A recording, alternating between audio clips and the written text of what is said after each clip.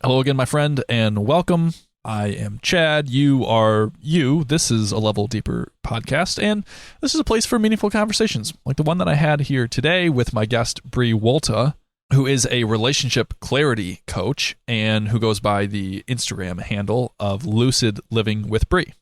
And I guess you could consider this podcast maybe my official petition that there are some good guys out there. There's some good guys out there. In this conversation with Bre, we talk a lot about some of her story and experience and how she works with people, and that tends to revolve around this idea of people being in what may be categorized as toxic relationships. And Bre and I talk about what toxic means in her mind and how to help move people from relationships that maybe, this can apply to all relationships. This could be an intimate relationship. This could be a work relationship. This could be a family relationship. But how do we move these relationships that might be toxic in our lives? And if you're listening, I bet you can think of at least one that you might be in some way.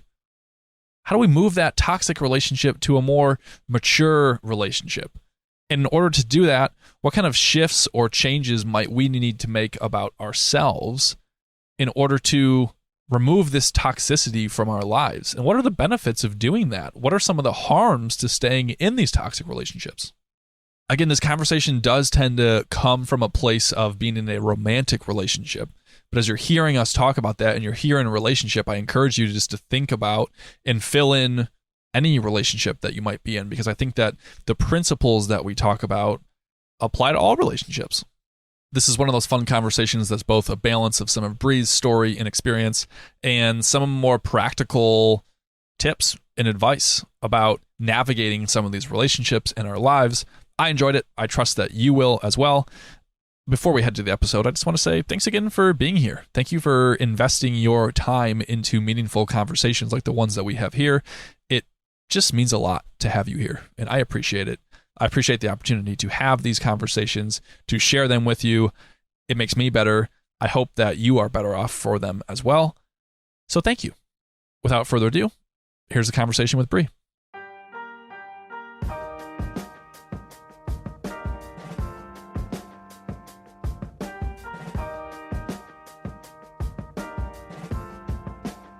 Okay, so we were talking about depth. We're talking about going deep with people.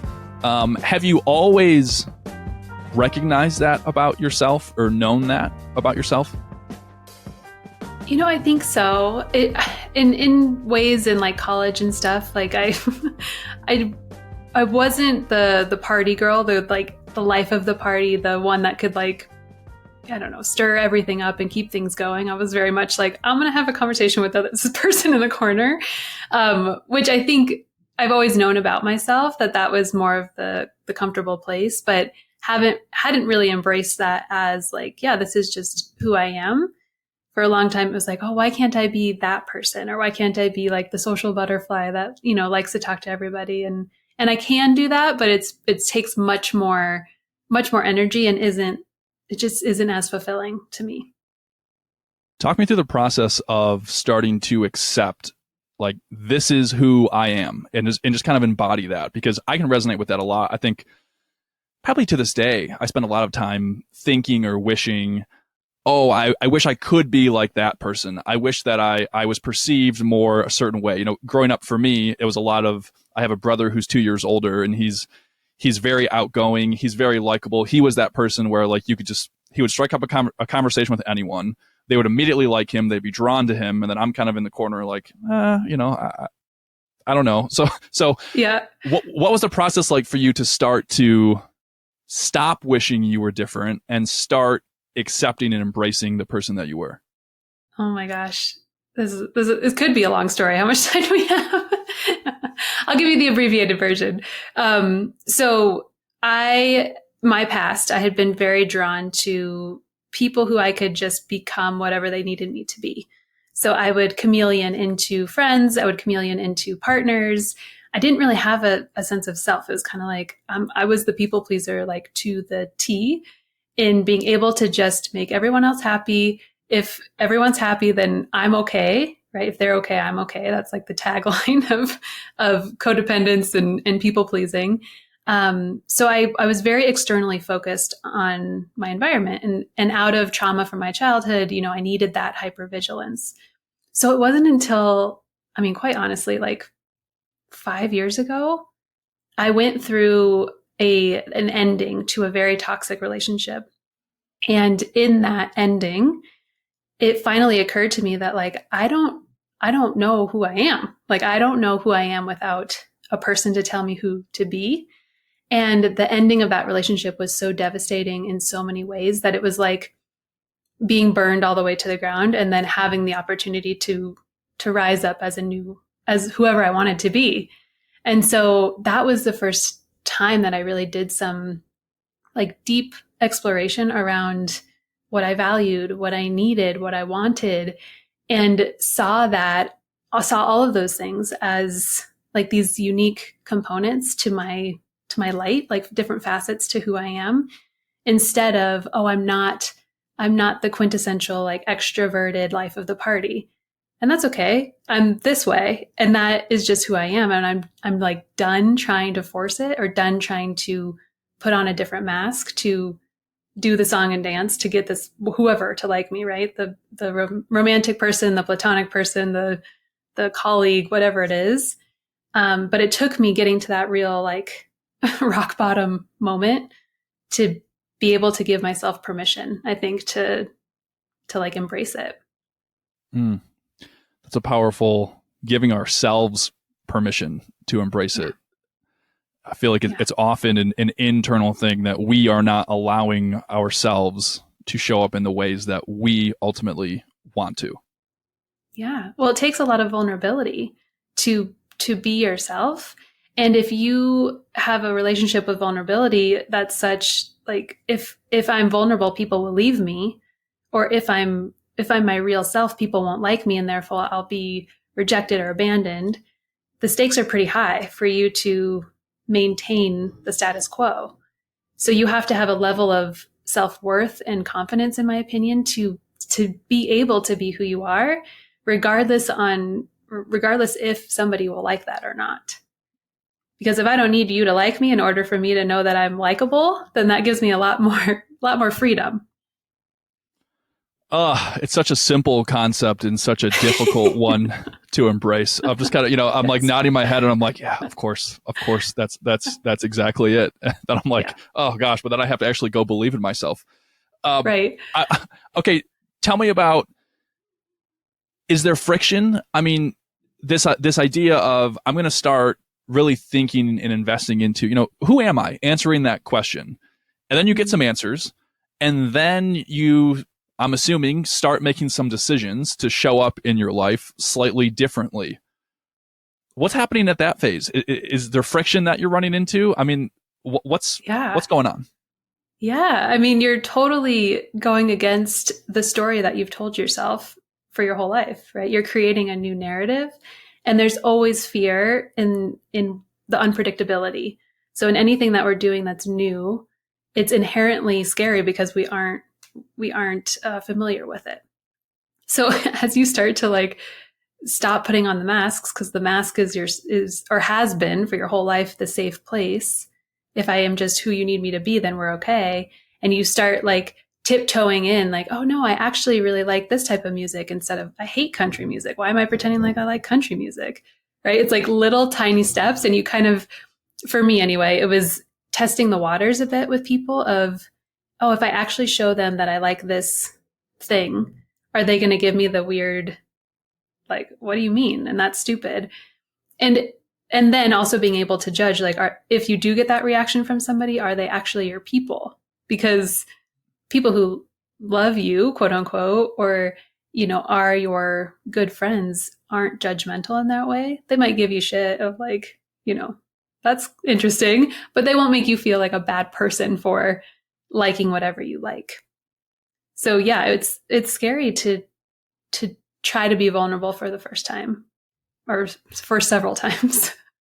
Yeah. I mean, what's your message to someone who is maybe at that point and they're like, okay, I have done some of the maybe self-work or self-realization to know I feel like I want to be this person.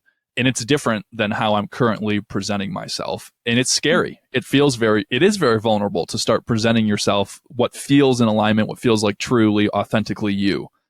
Mm-hmm. What is your advice to that person who's kind of on the brink of maybe stepping into some of that vulnerability for the first time? Oh my God, this is like my work with my clients. So it is, Perfect. it can be a long process, right? To first identify who you are and then build the confidence to be able to express that to the world. But it comes down to you creating safety within yourself. Again, so that you're not putting your okayness on somebody's approval of you. So if you can start by really getting to know those fears, like, okay, if I say that I really like this type of music instead of the other type of music, what is the worst thing that could happen?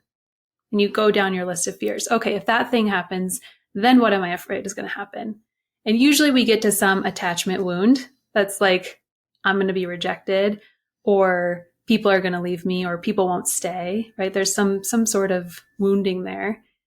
And then we have the opportunity to reparent that part of ourselves so that we can build that strength and trust of, even if this person thinks I'm crazy because I like this thing, I know that I'm still okay. I know that me and my inner children, my inner parts are still okay because I've created that relationship with myself and can reassure them and can sit with their fear and all of the emotions that come up around it. But creating the safety is number one, because if we're seeking safety in other places, then that leaves us in a very tricky situation, because if that other person doesn't choose to make us feel safe, then we're fucked, right? Yeah. To put it bluntly. Okay, you use the word reparenting. That's an interesting phrase. Why reparenting ourselves? What does that mean? Yeah. Are you familiar with parts work or inner child work?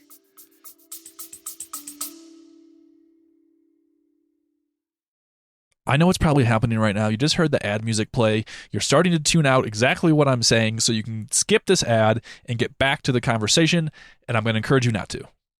Because if you continue to skip this ad in order to get back to the conversation, then at some point there may not be a conversation for you to get back to. Okay, now that I have your attention, that might have been a little bit exaggerated. Likely, I'm not going to stop producing this show, but you can help me make this show a lot more viable, and so I can continue doing this into the future. Fun fact, I don't make any money from this show. In fact, I actually pay in order to create these episodes on a weekly basis. And while that may not exactly seem like your problem or your issue, if you like meaningful conversations like the ones that we have here, well, then it is your problem. I could use your help in the form of financial support specifically in order to keep this show going and continually invest back into creating it. Here's another fun fact. If everyone listening to this episode were to donate the single cost of a cup of coffee, I could probably do this as a full-time job. That is a dream and a vision I have for myself one day, and I want this to be like PBS or NPR, where it's funded by the viewers. I'm imagining a show where we, together, collectively, decide that these meaningful conversations are important to us, and we don't rely on outside help or advertisers in order to keep them coming on a weekly basis. So yes, this is a long-winded way of saying I'm asking you for money. If you're in a place where you feel comfortable doing so, I am asking you to make a small donation to support the show. You can do that by following the link that is in the show notes of this episode to a place called Buy Me a Coffee. Now, by buying me a coffee through this platform, you're not actually buying me a coffee. It's just kind of a mental construct to make this transaction of money a little bit more tangible. Thank you in advance for considering supporting me, supporting the show, and for supporting meaningful conversations like the one we're about to get back to right now. Let's say base level, but not intimately. Yeah. So everybody in childhood has some sort of relational wounds. And usually it comes from our primary caregivers. And usually our primary caregivers are our parents, right? Not always. Sometimes we're raised by grandparents or other people. So we have these wounds that are deeply ingrained from the attachment we had with our parents. And so if we can go back into those places, into those traumatic memories as adults, and be able to comfort our younger self in the way that we needed comforting from a parent in that situation, then it helps to heal that wound So that's why it's called reparenting, because we're giving ourselves what our parents couldn't or didn't or didn't know better to give us. And it's not always a wound that the parent created. So it could have been like in childhood, you were bullied and you come home and a child wants to come into this safe place and be held and be comforted by their parent, but perhaps their parent was, not emotionally available. And so instead of comforting that child, it was very, dismissed, like, just stop crying, be fine, you're fine, that creates a wound. And so even though the bullying, the parent didn't cause the bullying, the parent wasn't there to comfort the child in that situation. So if we can go in again as our adult self and recognize that, I have this really intimate part of myself that is scared to speak my truth because I just get told to shut up and be okay, then you can comfort that part of you that it's like, it is okay to speak our truth. And we're safe if we do that now because we're not in the same position as we were when we were younger. Does that make sense? Yeah. So we can actually reparent ourselves. Yeah. And how do we do that? You get really curious about the parts of you that are expressing. So if listeners are listening to this and like, I want to learn more about parts work. So Richard Schwartz is the creator of IFS, which is internal family systems. And he talks a lot about we're comprised of parts of us, parts that have certain beliefs, parts that have certain fears, parts that have certain anxieties.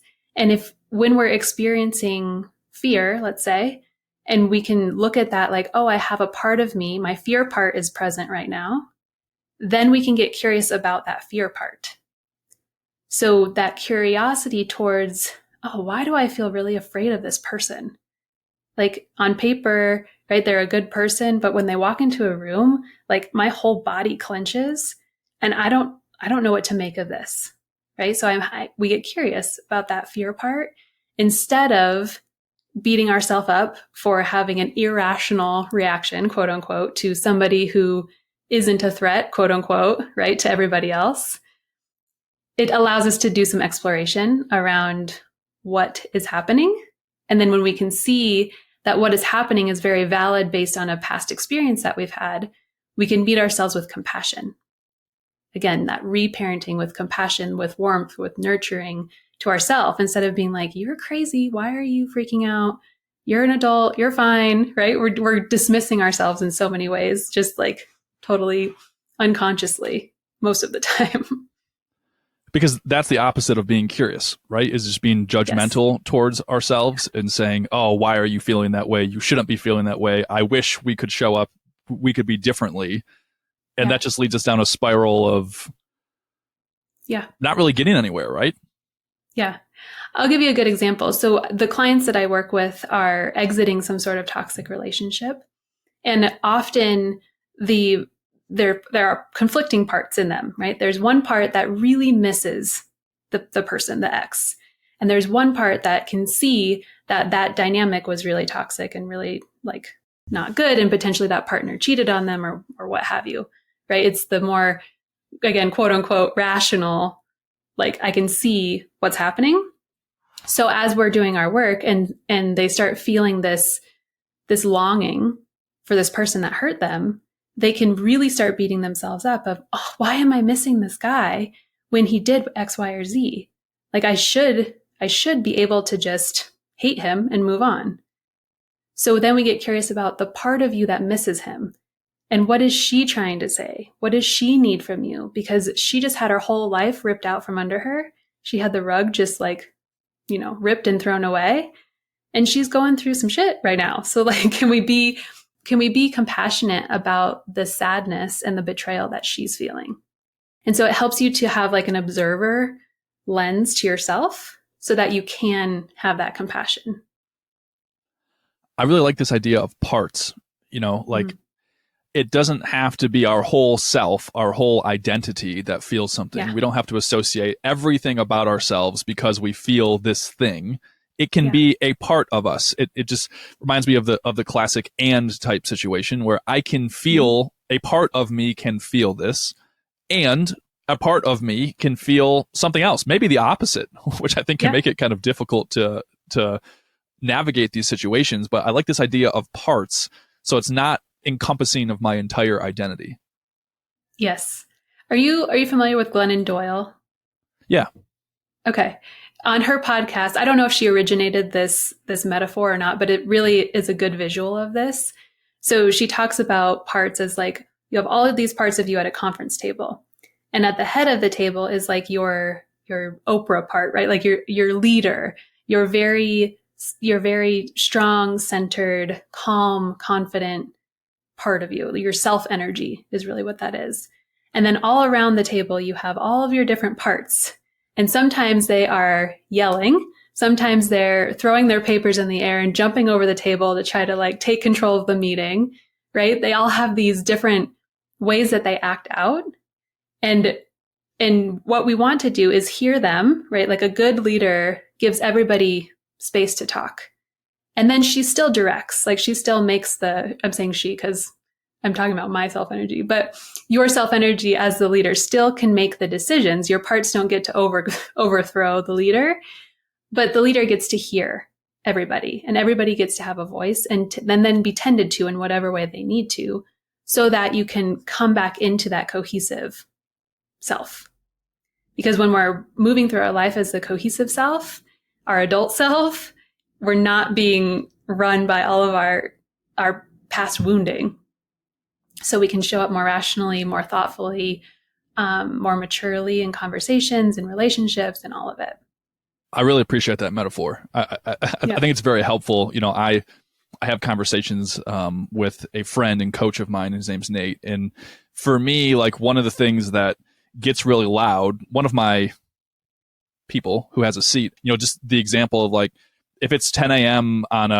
today, it's during the workday on a Thursday. It's kind of in the middle of the workday, and it's difficult for me to do something that I don't consider my work. Like this is a hobby of mine. This is not something that is you know the work that I do for clients. Mm-hmm.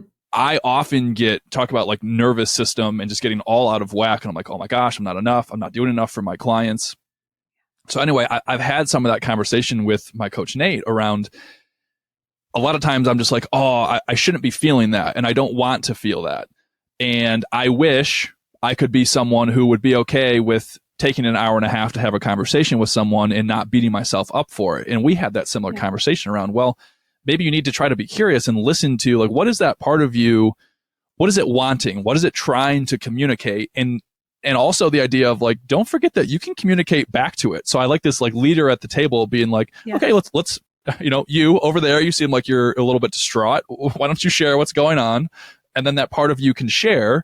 And then as the leader, we can say, hey, thanks for sharing. But you know what? In this moment, actually, you're okay. And we're okay. It's to me. I like this idea of the leader.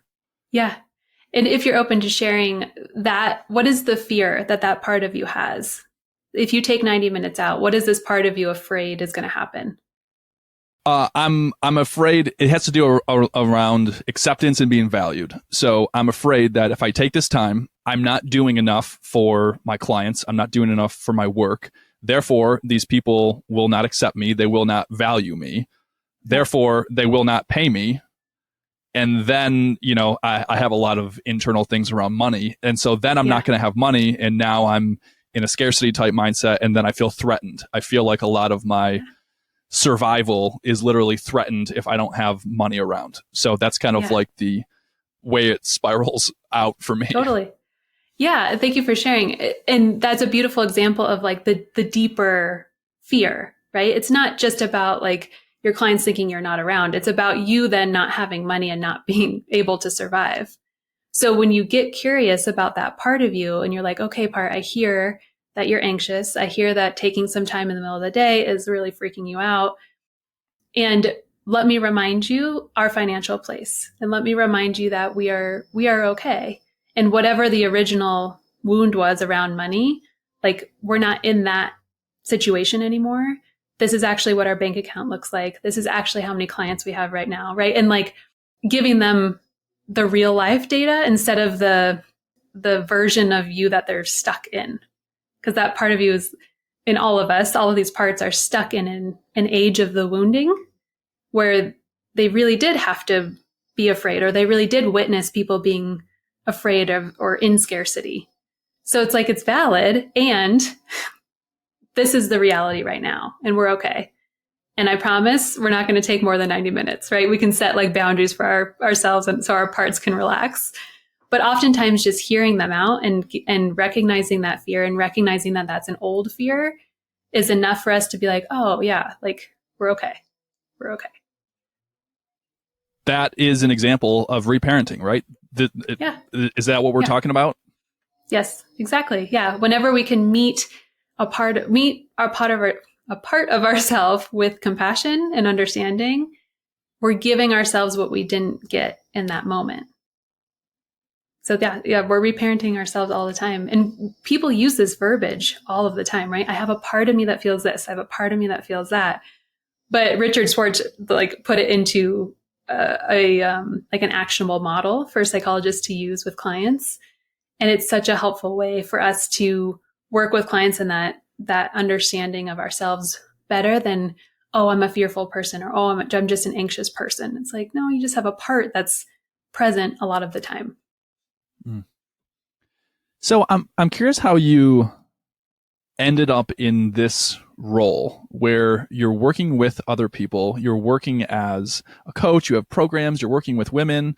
You mentioned especially women who might be coming out of what you called toxic relationships, which I want to dive more into later. Yeah. What led you to this role? I mean, have you always been this way in the coach, or tell us a little bit of that story? So, and I laugh because like in my family unit, I kind of was the therapist in, for better or worse, when you're just put in that position when you're younger. So I've always been in a role of wanting to help people. Now I do it in a much more healthy way and have learned how to have boundaries around it and do it based on my own volition. But really the catalyst for me starting to coach women directly was going through the toxic relationship that I went through, because I hope we can cuss on here, but I use the word mindfuck all the time in my copy, in my writing, in my way I talk to women, because the whole scenario of a toxic relationship is a mindfuck. It makes no sense. You're confused. You don't understand how they went from so good to so bad. You don't understand how you lost yourself completely in the process. And then you get to the point where you're finally ready to see the red flags and acknowledge like, oh, this isn't good. I need to get out of this situation. And then often trying to leave exacerbates their behavior, and it makes it really hard especially because your confidence has been whittled down throughout that process. So recognizing that I needed to leave, and then leaving, and then healing from everything that had been chipped away was so hard that when I came to the other side, I was like, I need to help other women do that. Like, this is finally what I know I was put here to do. Before I left the relationship, I had started a coaching program and like tried to figure out what type of coaching I wanted to do. And nothing resonated. I was like, life coach, but what does that mean? Like, I don't know what I would work with people on in their life. Like, I don't know anything about my life. I was still very much in that, like, who am I stage?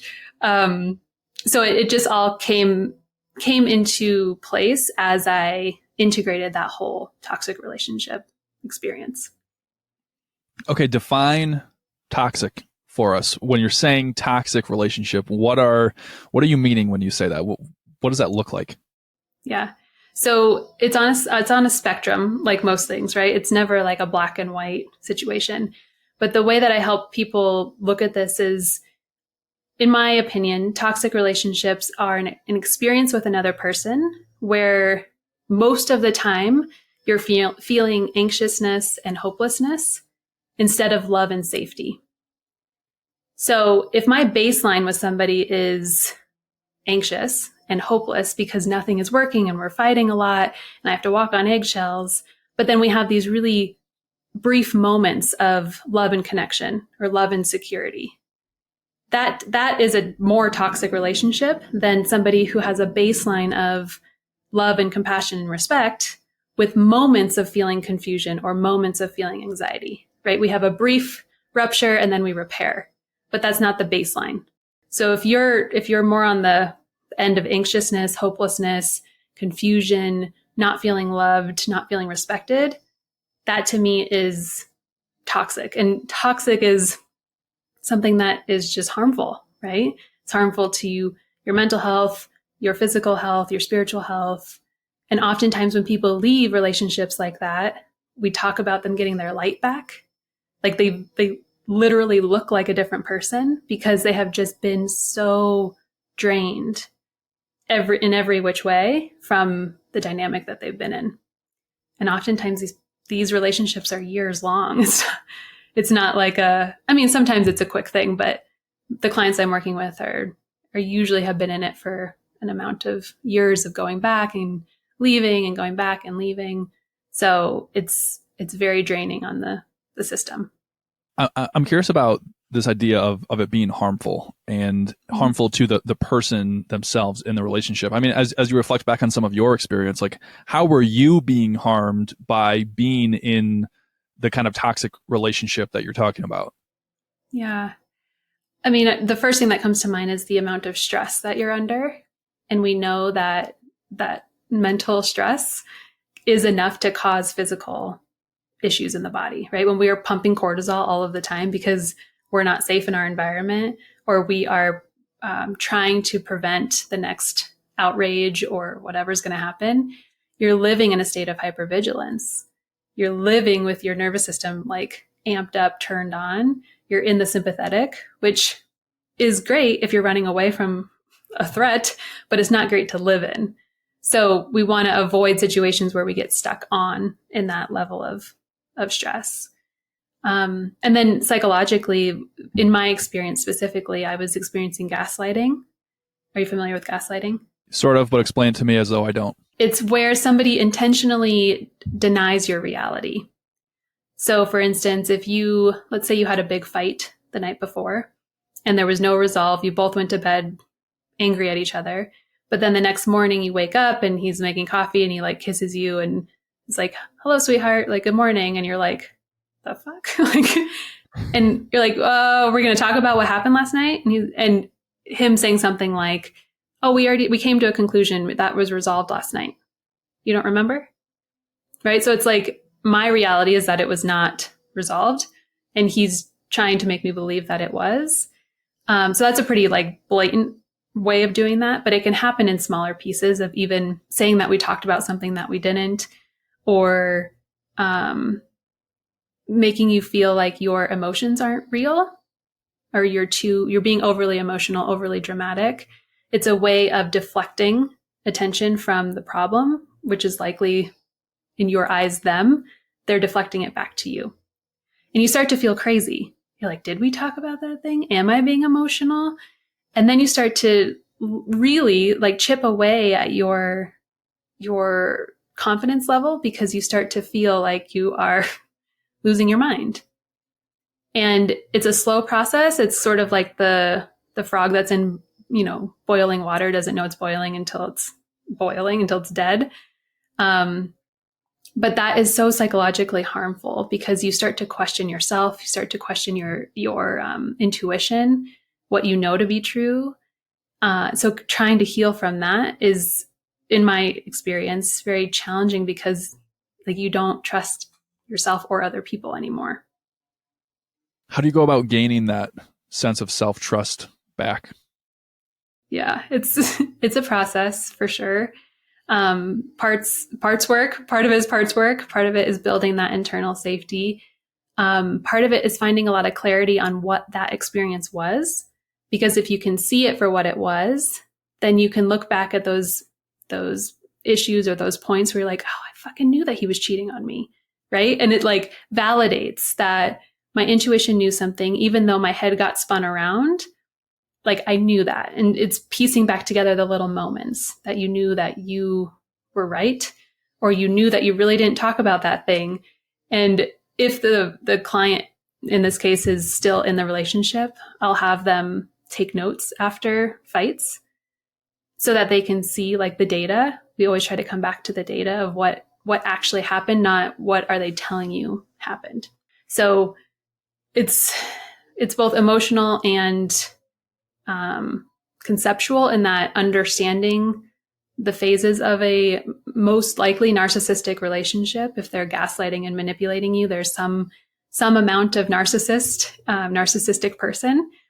So understanding that evolution, those characteristics, is really helpful. Like, oh, that's what I was in. That's the spell that I was under. Not, oh, I'm a terrible person because I let this happen to me.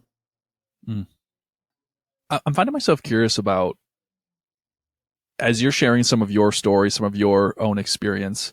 I was listening to one of your podcast episodes where there was almost like an hour-long episode where you were sharing your story, your experience. Yeah. And I'm curious about what that process has been like for you around recognizing, sort of owning, honoring your experience, and then being willing to share that with other people. That's a very vulnerable place to be. I mean, tell me about what that was like to maybe kind of come to terms with some of your own experience and become comfortable with that being the foundation of the work that you're doing now. Yeah, that's a great question. It took a while for me to be able to talk about the experience without the emotional charge around it. So that's a good baseline for people. If they're like, I want to be able to share this to help other women, like, can you share it from a place of, you're not still blaming the other person or like trying to make sense of things or trying to throw them under the bus, but you're expressing factually what happened and what your experience was. So I sat with it for a long time and had a ton of fear around, is my ex going to listen to these things? And what is he going to do if he, comes back around? What's his family going to think? What if they see me on social media, right? So I had to keep coming back to, what is my intention around sharing? Is my intention from a place of purely helping other people feel not alone? Or is it from a place of wanting to ruin his life? I'm very careful to never use his name. I don't use, details that people would be able to find him. So there are things that I put in place to protect myself too in this instance of sharing the story. And then just coming back to that intention, is the potential for me to help women is so much greater now than my fear of what will happen if he or his family members hear what I have to say. Like it just shifted. Like, I just don't care. I don't care if he hears. I don't care if his family hears. Like, this is my experience. And if he didn't want people to know, then he shouldn't treat women this way. Is at the end of the day, like, I want to be of service to other women. I can appreciate that. I think about intention a lot in the things that I share and these conversations that I have, just returning back to what is the true intention behind some of these things. And I think it's an important exercise to sort of check ourselves from time to time on, well, what is my intention? And not always assuming that just because it's my intention at one point to do good, am I getting caught up in wanting to shame someone else or wanting to put someone else down? I find it's a continual exercise that I need to go through, especially like around this show in particular. What is my intention? Okay, my intention is to connect with someone. My intention is to share space with someone. My intention is to be vulnerable, to show up, and not control what happens afterward as far as some of the numbers. That's one of the things that I check myself in a lot.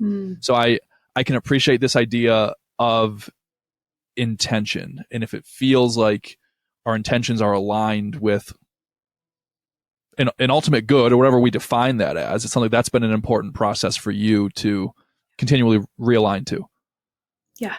Yeah. And I like how you said it's a continual like revisiting of the intention, right? Because it might start one way and then you might slip back into, oh, I'm doing this for whatever reason. Or the fear might take hold and you're like, oh, I'm doing it to get good ratings or whatever. And being able to check ourselves is also a very emotionally mature skill to do. Like, can I be honest with myself and then make changes accordingly if the answer is not what it used to be? Okay, so what's on the other side? There's toxic relationships. They don't all have to be that way, right? What's No. what's the opposite? If we can, if someone finds themselves in one of these situations, we've talked about some of the things, the ways in which it's harmful. We've talked about some of this process of revisiting and figuring out, maybe for the first time, who you are as a person, what you value. So what's on the other side of this? Finding somebody who aligns. I talk about, in relationships, especially when we've been used to chameleoning into other people, we sort of take what we can get, and then we try to force like that we have the same hobbies or same values or same goals.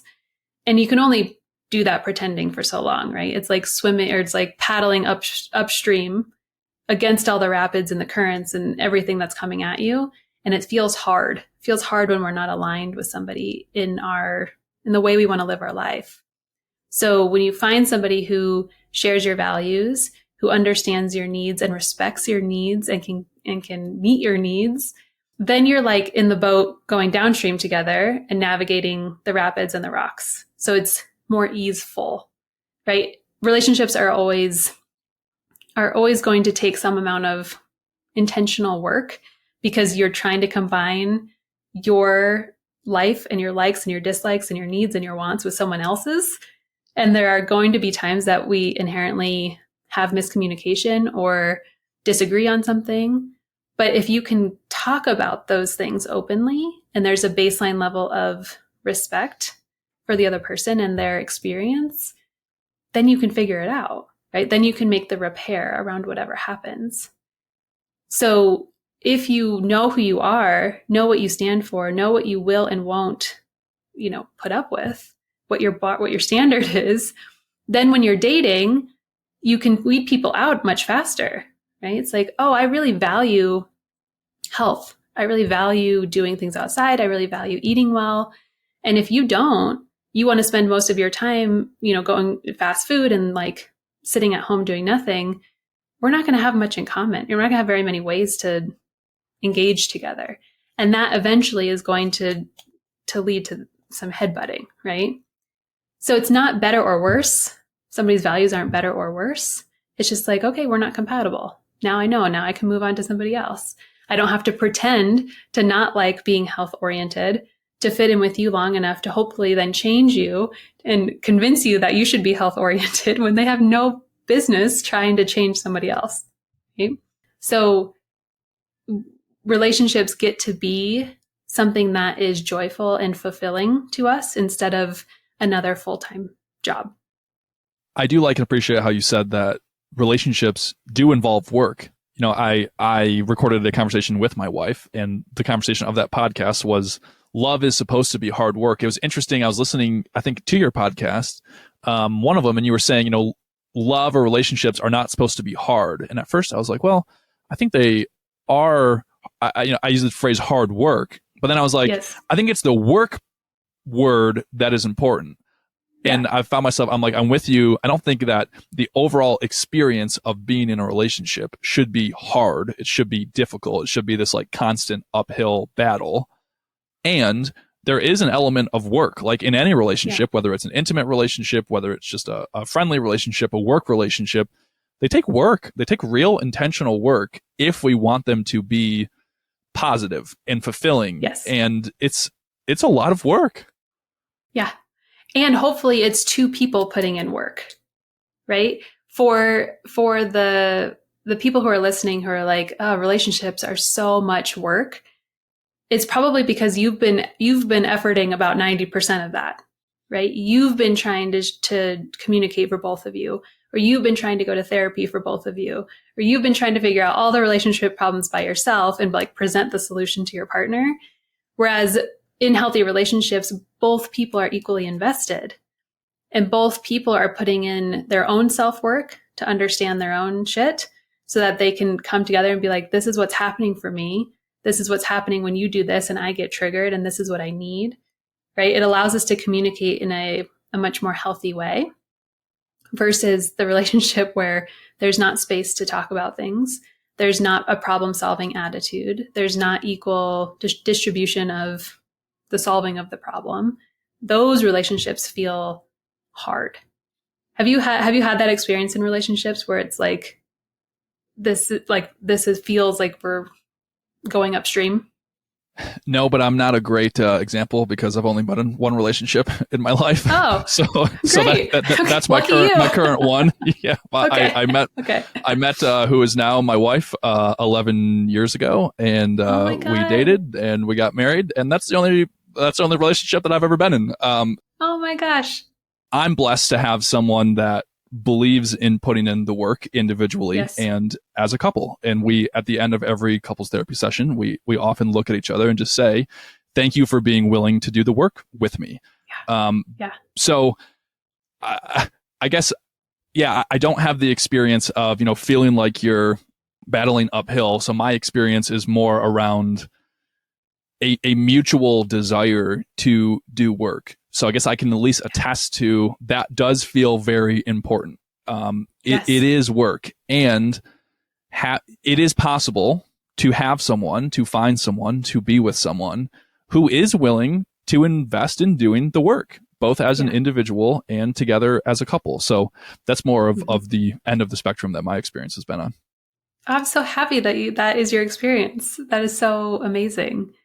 And for your listeners, whether they're male or female, I think it's really important to name that desire to do the work is not gendered.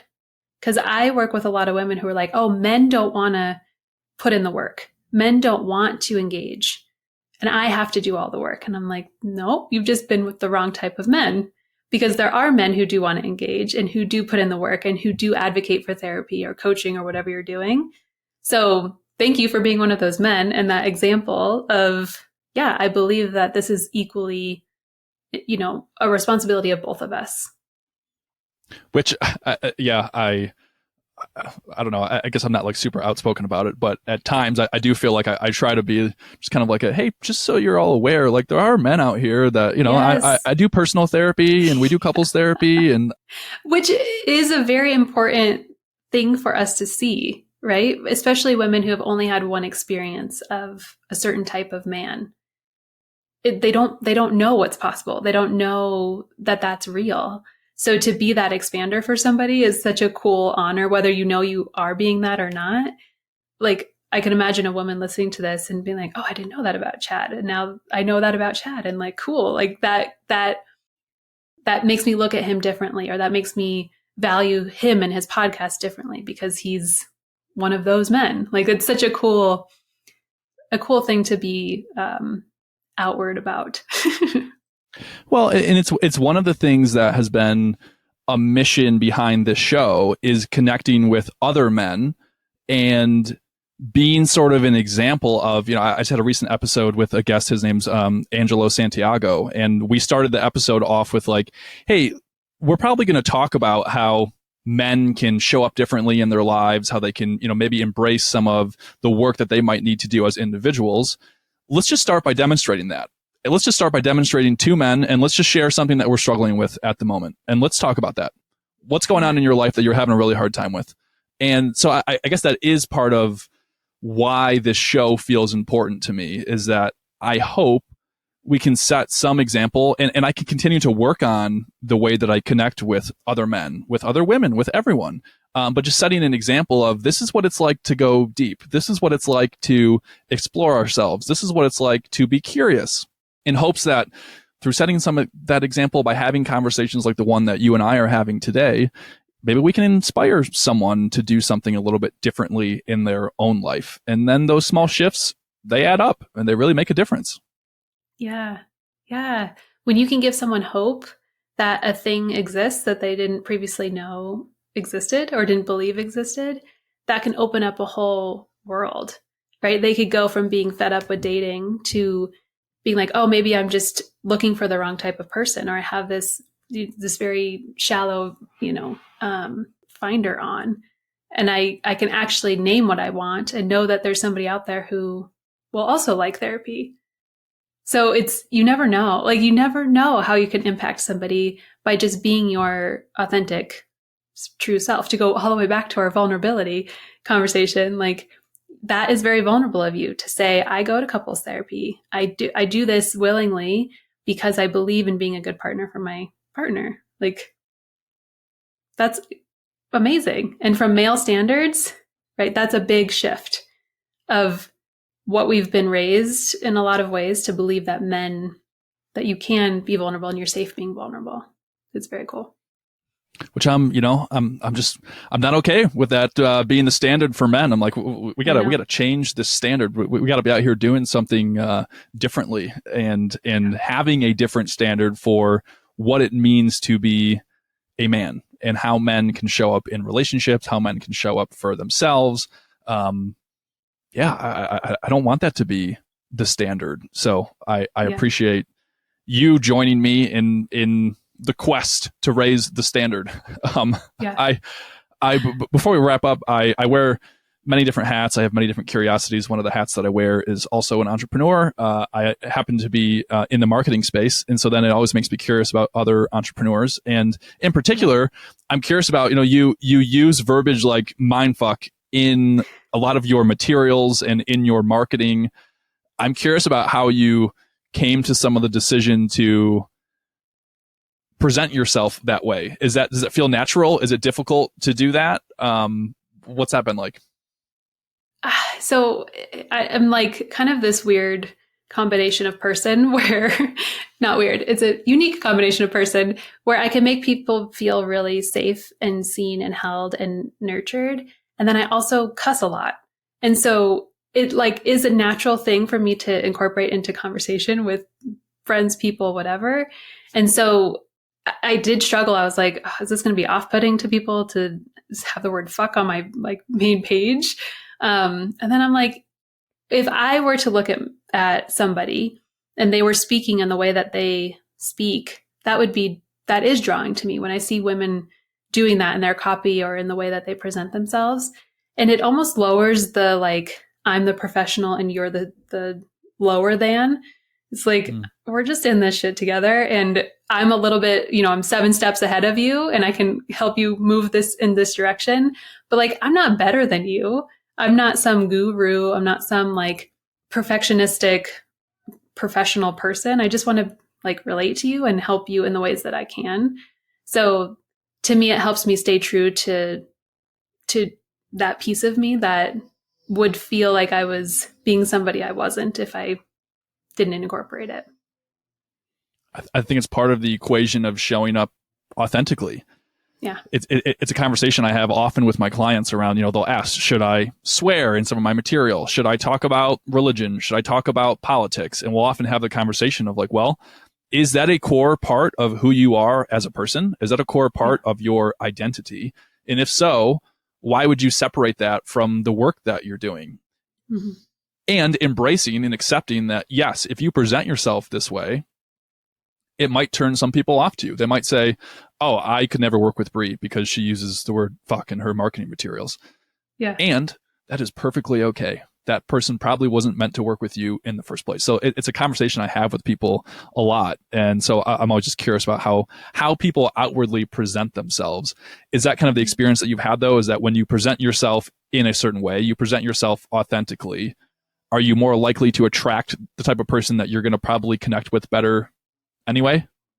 Yeah, totally. Like, and that's a better experience for me and the person, because if, let's say I took that off of my website and I attracted somebody who was very anti-cussing, but then we're in session and I drop the F-bomb a few times or something and they're like totally turned off, that's going to be a much harder situation than somebody seeing that on a website and being like, oh, okay, she's not for me.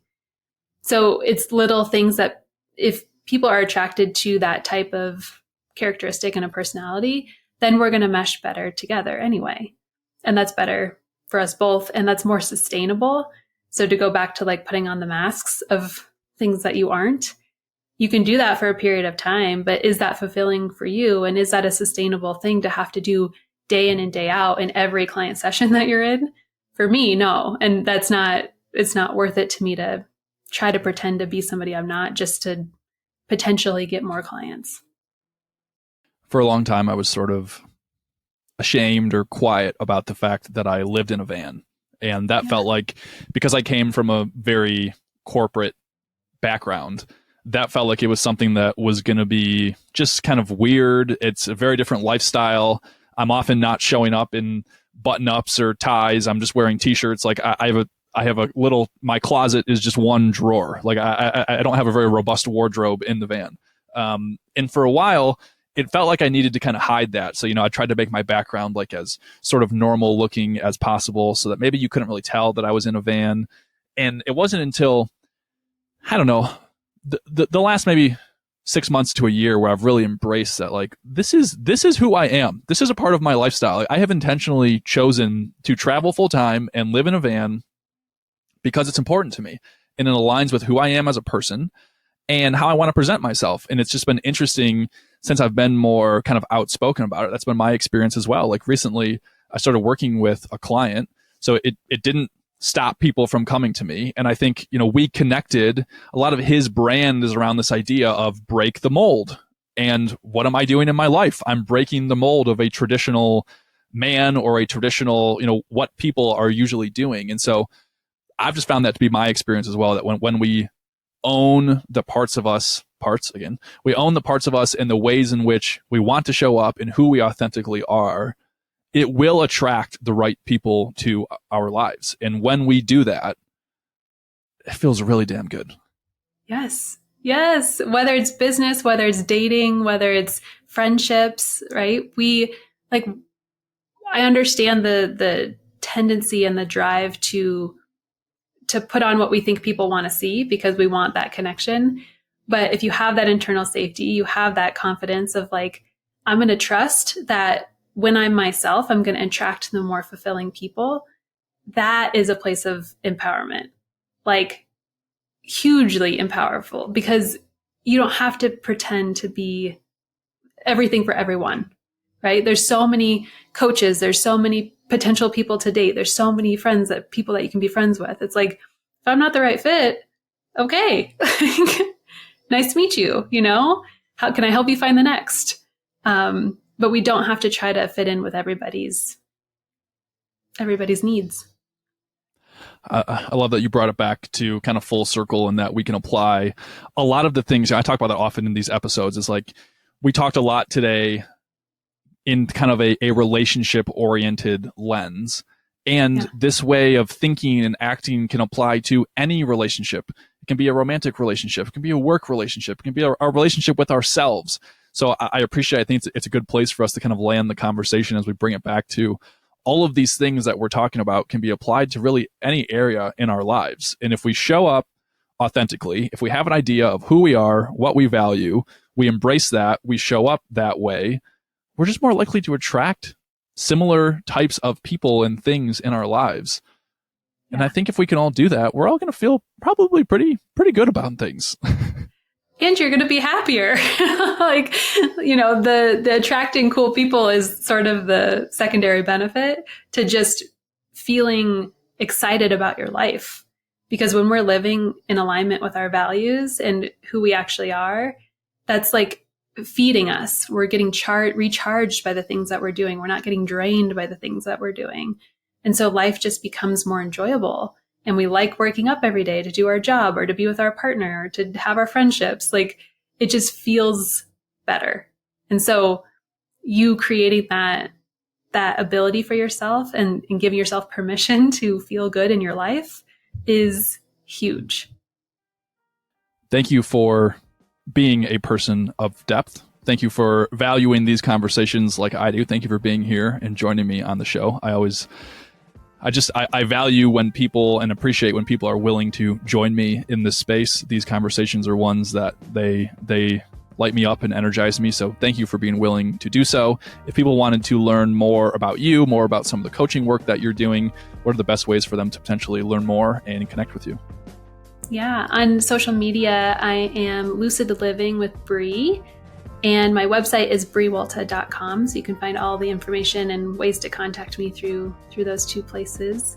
And thank you for creating a space to be able to go deeper. And anytime you want to do it again, you just let me know. Awesome. Well, thank you. I appreciate it. And I look forward to just, everyone. I mean, she's posting a lot of awesome stuff on her Instagram. So go check out some of the things that she is talking about. And if you resonate with some of these things, she's got some awesome programs. So I look forward to continuing to follow your success, and we'll be cheering you on. Yeah. Thanks, Chad.